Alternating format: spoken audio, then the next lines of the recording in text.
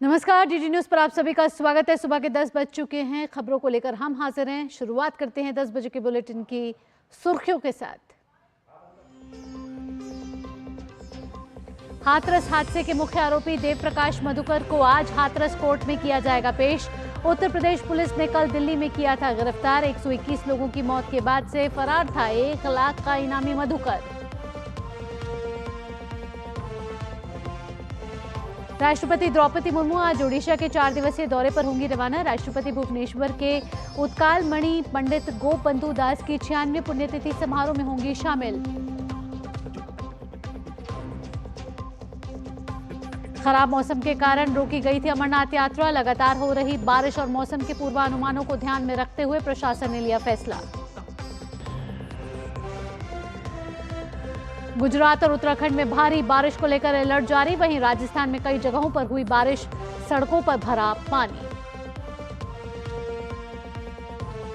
Britain की सत्ता संभालने के बाद प्रधानमंत्री कियर स्टारमर आज करेंगे पहली कैबिनेट बैठक। स्टारमर ने देश के पुनर्निर्माण का लिया संकल्प।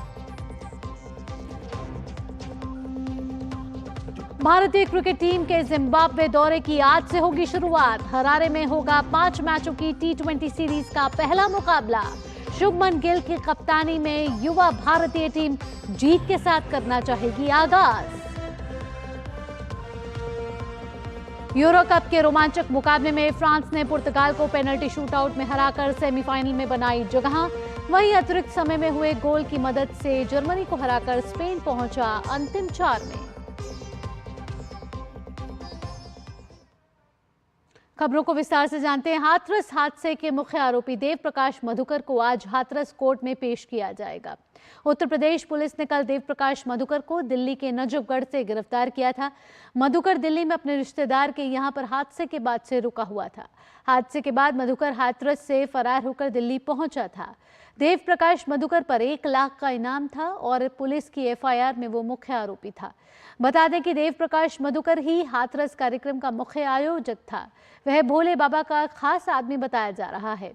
हादसे के बाद बाबा ने उसी से फोन पर काफी देर तक बात की थी। फरार होने के कारण देव प्रकाश मधुकर के खिलाफ गैर जमानती वारंट भी जारी किया गया था। वहीं हाथरस में सत्संग के दौरान सत्संगियों की हुई मौत मामले में सूरजपाल, जिसे भोले बाबा और नारायण सरकार विश्व हरि के नाम से जाना जाता है, उन्होंने घटना पर दुख व्यक्त किया है। साथ ही उपद्रवियों पर सख्त कार्रवाई की बात कही है। 2 जुलाई की घटना के बाद बहुत ही व्यथित हैं। प्रभु हमें बस संगत को इस दुख की घड़ी से उबरने की शक्ति दें।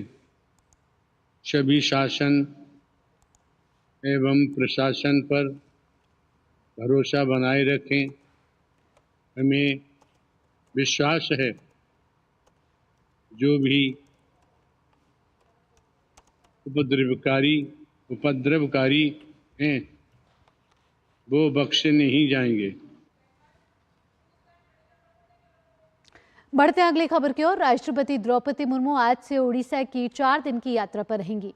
राष्ट्रपति भुवनेश्वर में उत्कल मणि पंडित गोपबंधु दास की 96वीं पुण्यतिथि समारोह में शामिल होंगे। राष्ट्रपति रविवार को पुरी में भगवान जगन्नाथ की गुंडिचा यात्रा देखेंगी।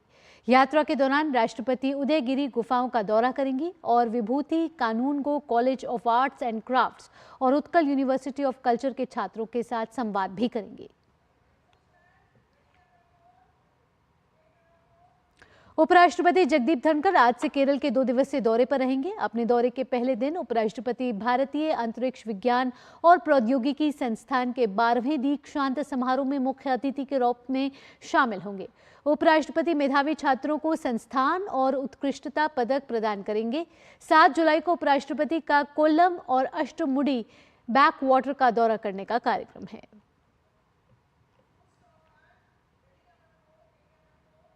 केंद्रीय गृह मंत्री एवं सहकारिता मंत्री अमित शाह गुजरात के 2 दिवसीय दौरे पर हैं।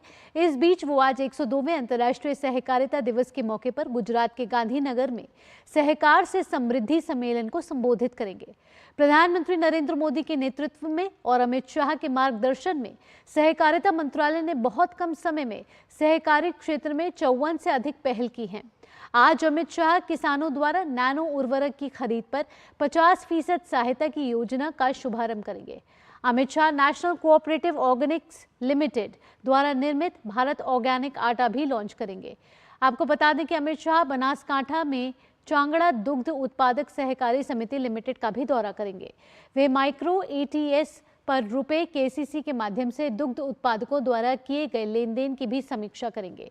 वहीं बनासकांठा में महिला सहकारी सदस्यों को 0 ब्याज दर पर रुपए केसीसी वितरित भी करेंगे। अब खबर श्री अमरनाथ यात्रा से जुड़ी हुई, जहां लेकर भोले बाबा के भक्तों में भारी उत्साह देखा जाता है। भारी बारिश के बाद भी कल तक यह यात्रा जारी थी, लेकिन खराब मौसम के कारण श्री अमरनाथ यात्रा आज से रोक दी गई है। आपको बता दें कि बीती रात से हो रही लगातार बारिश के बाद यह निर्णय लिया गया है। सुबह 6 बजे तक यात्रियों ने दोमेल चेक पॉइंट पर यात्रा करने का इंतजार किया। अधिकारियों ने 6 बजे के बाद यात्रा को वापस बेस कैंप भेज दिया। लगातार हो रही बारिश और मौसम के पूर्वानुमानों को ध्यान में रखते हुए अमरनाथ यात्रियों के किसी भी नए जत्थे को नुनवान बेस कैंप से चंदनवारी अक्ष के माध्यम से पवित्र गुफा की ओर जाने की अनुमति नहीं दी गई है। अधिकारियों के अनुसार मौसम में सुधार के बाद यात्रियों को आगे बढ़ने की अनुमति दी जाएगी। हालांकि यात्री प्रशासन द्वारा की गई समग्र व्यवस्थाओं से संतुष्ट है। ओडिशा में नई सरकार के गठन के बाद 22 जुलाई से विधानसभा के पहले सत्र की शुरुआत होगी। सत्र के पहले दिन विधानसभा में राज्यपाल रघुबर दास अपना अभिभाषण देंगे। 24 जुलाई को राज्यपाल के अभिभाषण पर धन्यवाद प्रस्ताव पर चर्चा की जाएगी। वहीं 25 जुलाई को विधानसभा में राज्य के लिए बजट के पेश होने की संभावना है। अब खबर मानसून से जुड़ी हुई। मानसून की दस्तक के बाद अब देश के कई राज्यों में झमाझम बारिश हो रही है। वहीं कुछ राज्य ऐसे भी हैं जहां पर भारी बारिश के साथ बाढ़ से हालात गंभीर हैं। हालांकि कुछ राज्यों के लिए ये मानसूनी बारिश कहर बनकर भी गिरी है, जिसमें खासकर पहाड़ी इलाके शामिल हैं, जहां पर बारिश की वजह से कई जगहों पर भूस्खलन की वजह से समस्या खड़ी हो गई है। बात करें अगर गुजरात की, तो मौसम विभाग ने बारिश को लेकर अलर्ट जारी किया है।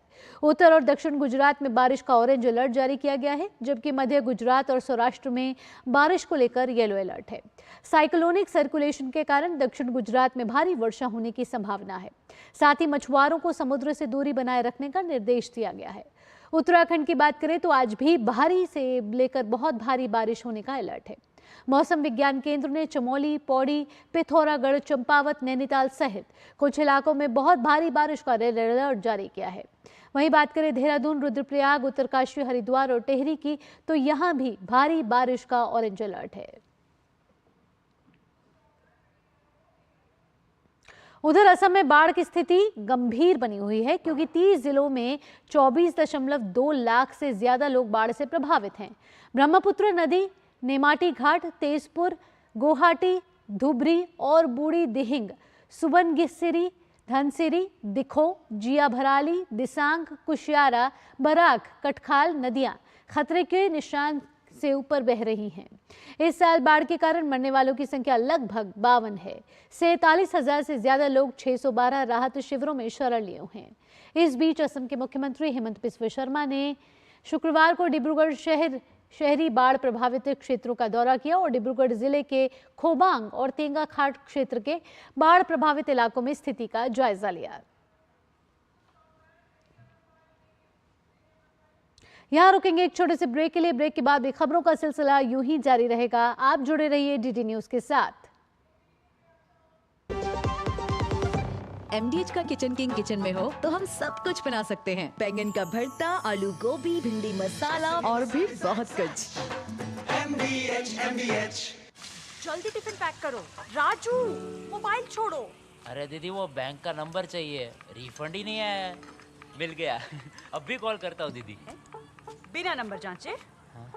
अक्सर जालसाज बैंक की नकली वेबसाइट और फर्जी नंबर से पैसों की धोखाधड़ी करते हैं। तो फिर सही नंबर? बैंक की ऑफिशियल वेबसाइट या तो कार्ड पर। आपने तो बचा लिया दीदी। काम से नहीं। आरबीआई कहता है सही वित्तीय बर्ताव करे आपका बचाव। सर आप बहुत लकी हैं कि आपके बेटे ने हेल्थ इंश्योरेंस और बाकी सारी फॉर्मेलिटीज टाइम से पूरी कर दी है। मेरा बेटा तो फिर आप पॉलिसी बाजार। क्लेम के टाइम पे हमेशा आपकी हेल्प को तैयार। पॉलिसी बाजार, 1 करोड़ का हेल्थ इंश्योरेंस सिर्फ 390 रुपए महीने से शुरू। ब्रेक के बाद आपका स्वागत। खबरों में आगे बढ़ते हैं। डॉक्टर श्यामा प्रसाद मुखर्जी की आज जयंती है। वो 6 जुलाई 1901 को कोलकाता में पैदा हुए थे। डॉक्टर श्यामा प्रसाद मुखर्जी एक प्रखर राष्ट्रवादी, शिक्षाविद, कुशल संगठनकर्ता और बहुआयामी व्यक्तित्व के धनी थे। वो न केवल एक अनुभवी राजनीतिज्ञ थे बल्कि सच्चे अर्थों में देशभक्त थे। डॉक्टर मुखर्जी ने अपना पूरा जीवन देश की एकता, अखंडता और देशवासियों के कल्याण के लिए समर्पित कर दिया। जनसंघ के संस्थापक अध्यक्ष डॉक्टर श्यामा प्रसाद मुखर्जी को एक देश में एक निशान, एक विधान और एक प्रधान के संकल्पों को पूरा करने के लिए कश्मीर में खुद का बलिदान देने के नाते याद किया जाता है। लेकिन उनका विराट व्यक्तित्व इतने तक सीमित नहीं है, बल्कि स्वतंत्रता से पूर्व और स्वतंत्रता के बाद राष्ट्र निर्माण में उनके योगदान की ऐतिहासिक श्रृंखलाएं हैं। एक शिक्षाविद, प्रखर वक्ता, कुशल संगठनकर्ता और बहुआयामी व्यक्तित्व के धनी श्यामा प्रसाद मुखर्जी का जन्म 6 जुलाई 1901 को कोलकाता में हुआ था। 1924 में कलकत्ता विश्वविद्यालय से बैचलर ऑफ लॉ की परीक्षा पास करने के बाद उन्होंने कलकत्ता उच्च न्यायालय में अधिवक्ता के रूप में अपना नाम दर्ज कराया। इसके बाद 1926 में बैरिस्टर बनने के लिए इंग्लैंड चले गए और 1927 में बैरिस्टर एल लॉ की डिग्री लेकर भारत लौटे। भारत लौटने के बाद 1934 में मात्र 33 साल की उम्र में कलकत्ता विश्वविद्यालय के कुलपति नियुक्त हुए और विश्व के सबसे युवा कुलपति होने का सम्मान हासिल किया। 1940 में डॉक्टर मुखर्जी को अखिल भारतीय हिंदू महासभा का कार्यकारी अध्यक्ष नियुक्त किया गया और 1944 में वे हिंदू महासभा के पूर्ण अध्यक्ष चुने गए।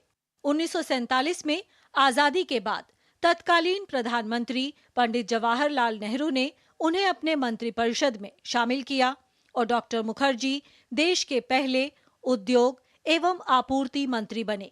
भारत के औद्योगिक निर्माण की जो कल्पना डॉक्टर मुखर्जी ने उद्योग एवं आपूर्ति मंत्री रहते हुए की थी, उसके परिणाम स्वरूप औद्योगिक विकास के क्षेत्र में देश ने कई प्रतिमान स्थापित किए। डॉक्टर मुखर्जी के कार्यकाल में देश का पहला भारत निर्मित लोकोमोटिव असेंबल्ड पार्ट इसी दौरान बना और चितरंजन लोकोमोटिव फैक्ट्री भी शुरू की गई। जवाहरलाल नेहरू की नीतियों का विरोध करते हुए डॉक्टर मुखर्जी ने अप्रैल 1950 में मंत्रिमंडल से इस्तीफा दे दिया और 21 अक्टूबर 1951 को दिल्ली में भारतीय जनसंघ की स्थापना की और इसके पहले अध्यक्ष बने। डॉक्टर श्यामा प्रसाद मुखर्जी भारत की अखंडता और कश्मीर विलय के दृढ़ समर्थक थे। उन्होंने कश्मीर मुद्दे पर अनुच्छेद 370 को भारत की विफलता और शेख अब्दुल्ला का त्रिराष्ट्र सिद्धांत बताया। अनुच्छेद 370 के प्रावधानों को हटाने के लिए भारतीय जनसंघ ने हिंदू महासभा और राम राज्य परिषद के साथ सत्याग्रह शुरू किया।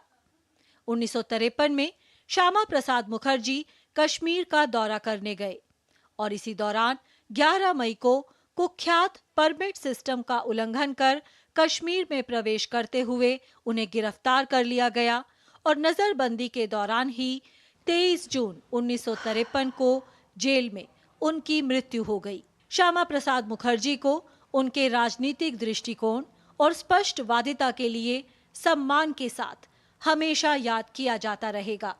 Bureau report, DD news. प्रधानमंत्री नरेंद्र मोदी ने श्यामा प्रसाद मुखर्जी की जयंती पर उन्हें नमन किया है। पीएम ने सोशल मीडिया प्लेटफॉर्म एक्स पर कहा है कि अपने प्रखर राष्ट्रवादी विचारों से मां भारती को गौरवान्वित करने वाले डॉक्टर श्यामा प्रसाद मुखर्जी को उनकी जन्म जयंती पर आदरपूर्ण श्रद्धांजलि। मातृभूमि के लिए उनका समर्पण और त्याग देशवासियों को सदैव प्रेरित करता रहेगा। इसके साथ ही प्रधानमंत्री नरेंद्र मोदी ने इस अवसर पर एक वीडियो भी शेयर किया है।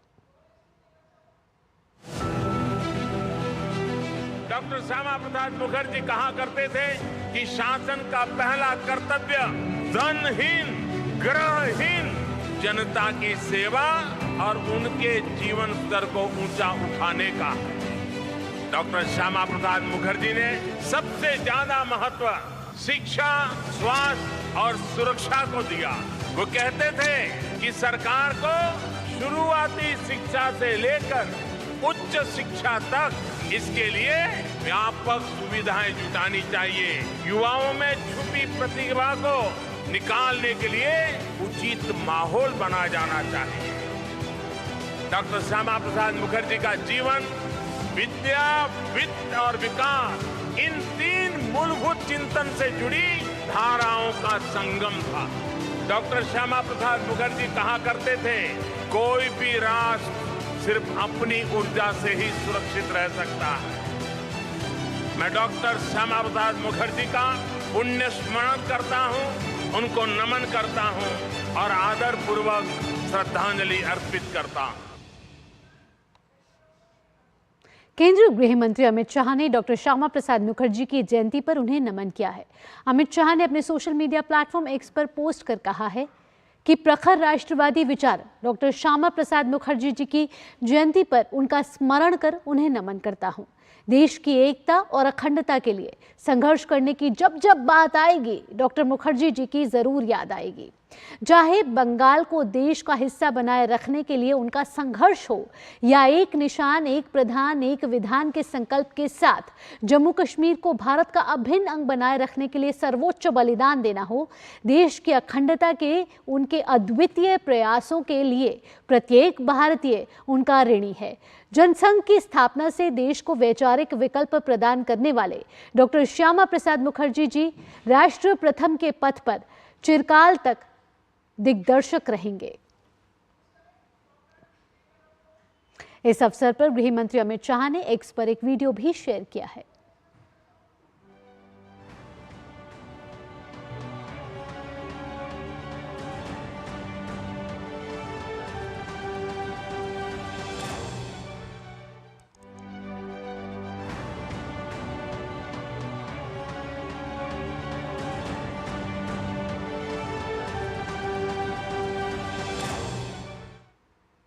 उधर भाजपा के राष्ट्रीय अध्यक्ष और केंद्रीय मंत्री जगत प्रकाश नड्डा ने डॉक्टर श्यामा प्रसाद मुखर्जी की जन्म जयंती पर उन्हें नमन किया है। जेपी नड्डा ने अपने सोशल मीडिया प्लेटफॉर्म एक्स पर पोस्ट कर कहा है, श्रद्धेय डॉक्टर श्यामा प्रसाद मुखर्जी जी ने राष्ट्र प्रथम के सिद्धांतों पर चलकर राष्ट्र के वैभव और संप्रभुता के लिए अपना सर्वस्व अर्पित कर दिया।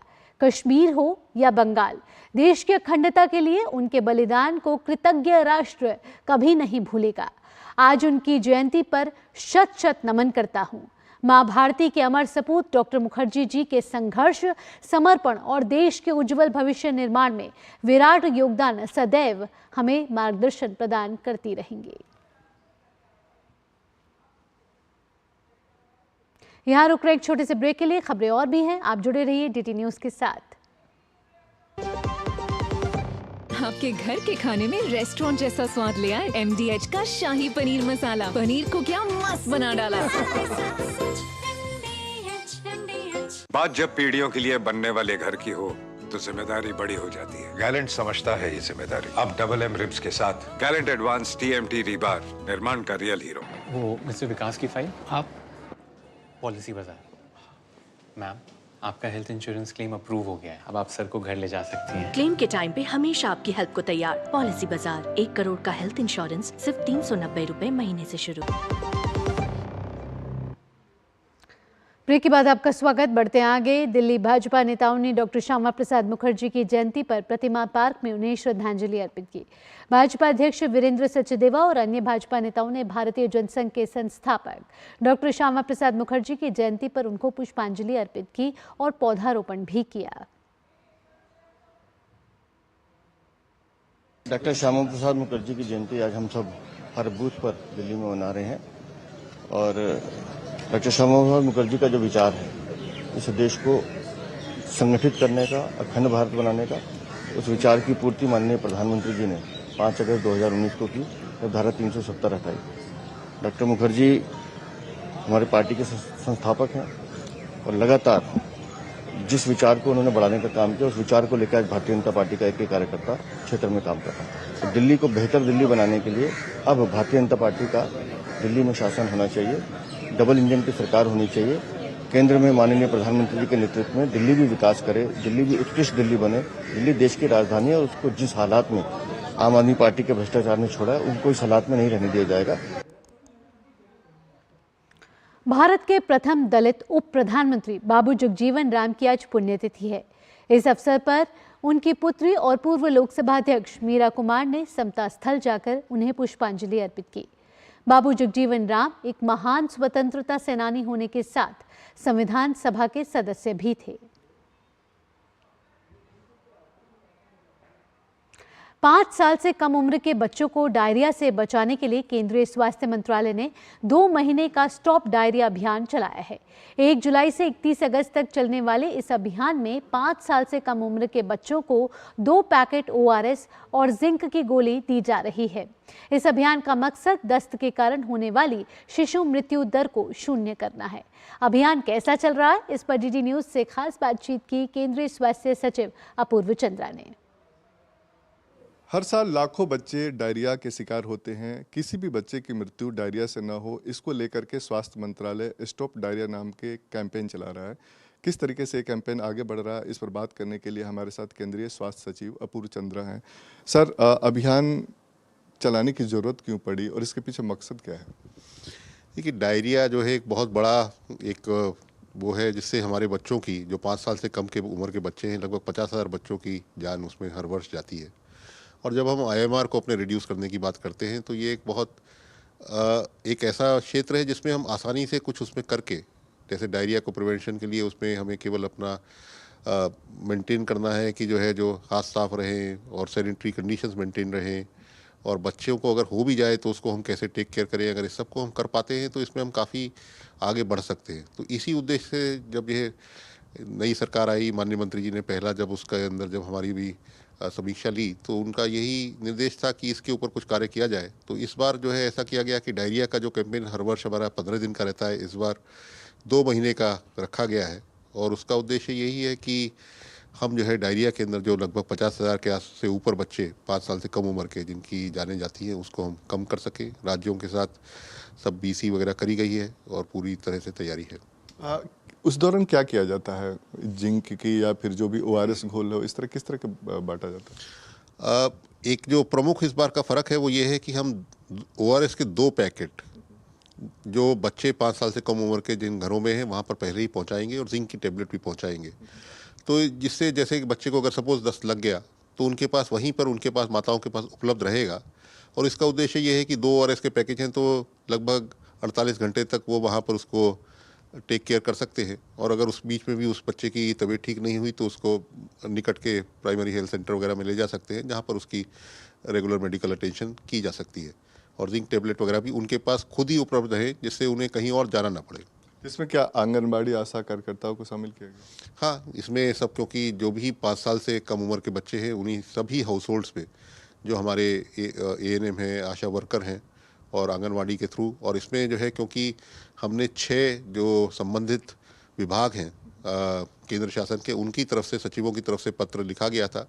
तो उसमें वुमेन चाइल्ड भी हो गया, स्कूल एजुकेशन है, अर्बन डेवलपमेंट है, ड्रिंकिंग वाटर है।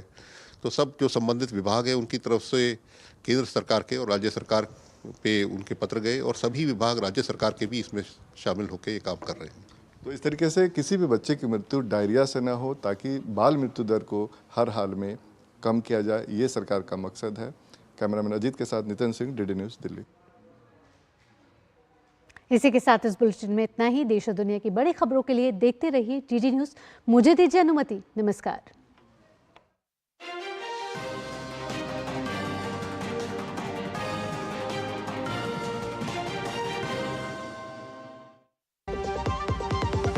दादी के हाथों